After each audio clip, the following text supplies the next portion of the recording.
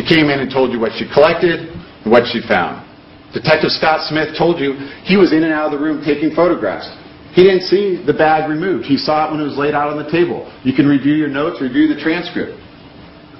He's telling the truth. He didn't see it in the bag. That's absolutely the truth. He said he was in and out, and when he came in, the bag was laid out and the bottle was on top of it. This isn't some master conspiracy between Alberto Alvarez and Alyssa Fleek and whoever else the defense would include in that. Another word about Dr. Schaefer. They characterize him as a cop, that he has an agenda. He provided all of his software to defense counsel so they could do any simulation they wanted. He provides all of his data on the internet. He personally created scenarios, simulations for the defense at their request. You know, Steve Schaefer told you, I asked him, when he was describing the infusion setup and the 2 lines, I said, well, isn't it possible that in that setup, with just a roller clamp and not an infusion pump, it's possible Michael could have reached up and undid the roller clamp? He said, absolutely, I can't rule that out. He said, absolutely, I can't rule that out. That's not someone with some agenda or trying to only put blame in one place or another. That's a scientist. Because he can't rule out that scenario.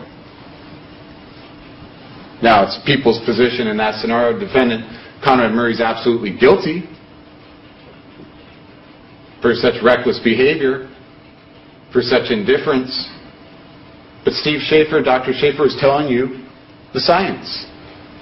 It's no different than the oral lorazepam.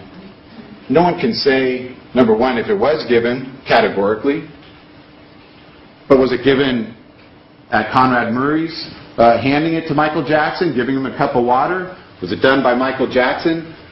That's all speculation. It's a fact that it's a controlled substance. It's a fact that it's gross negligence to leave someone in that condition, created by Conrad Murray through a night's worth of benzodiazepines and propofol, and then leave that patient abandoned to fend for themselves. But Dr. Schaefer told the truth. He gave you the science, and he told the truth. The issue of fingerprints. Alberto Alvarez's fingerprints were not on the saline bag. Michael Jackson's fingerprints are not on the syringe that he allegedly used. There's a whole list, if you go through the stipulation, of items that were clearly touched, were clearly handled. Empty vials, things of that nature, that don't have fingerprints. You don't always get fingerprints. It depends on oils, perspiration, different things. You don't always get fingerprints. But again, Alberto Alvarez's prints are not on the saline bag. Michael Jackson's fingerprints aren't on the syringe. You don't always get fingerprints. People's 30, we did get a fingerprint. And that's Conrad Murray's on the 100 milliliter vial of propofol that was found in the saline bag. You know, I read to you the instructions verbatim earlier, and one of the instructions was evaluation of defendant's statements. And when you evaluate the truthfulness of the defendant's statements, think about the deception and lies that have been told through numerous witnesses in this case by Dr. Murray.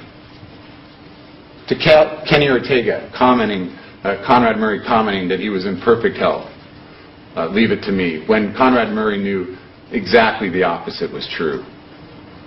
The same statement made to Paul Gongaware, that he was in good health, leave it to me, when he knew exactly the opposite was true. To Randy Phillips, to Kathy Jory, telling Miss Jory during their contract negotiations that Michael was in great health. No mention of anything that was going on behind closed doors. The email that you saw earlier to Bob Taylor in London, where he's commenting that any of these issues raised in the media are not true.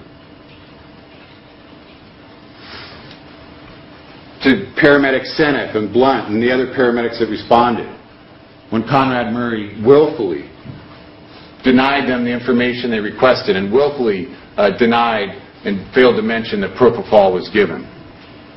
To Dr. Cooper and Dr. Wynn, when specifically asked what had happened, when specifically asked what had been given, and he lied.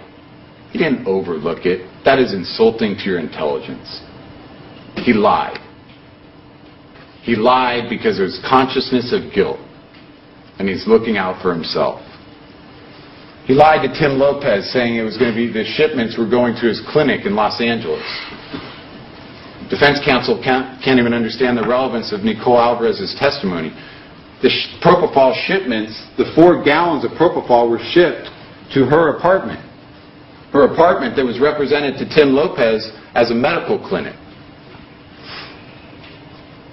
Surely, Conrad Murray must have lied to Michael Jackson when he ensured that he would be safe. Conrad Murray lied when he said that he insisted on an autopsy. You heard from Dr. Cooper. She said there was an unknown cause of death. It had to be an autopsy case. It had to be a coroner's case. Conrad Murray played no role in that decision whatsoever. Conrad Murray, when you look at his interview, says he got a social team together, a social welfare team, because he was concerned about the family. Dr. Cooper explained to you how that works. That's a UCLA protocol. It had nothing to do with Conrad Murray. Conrad Murray relays that he pulled Michael Jackson's mother aside and pulled his chair up close to her and asked if there was anything he could do. And she asked what happened. He didn't know. This grieving mother, still in one of the rooms at UCLA, just looking for answers after Michael Jackson had been pronounced dead. And he pulled his chair up close, those were his words, and he looked at Mrs. Jackson.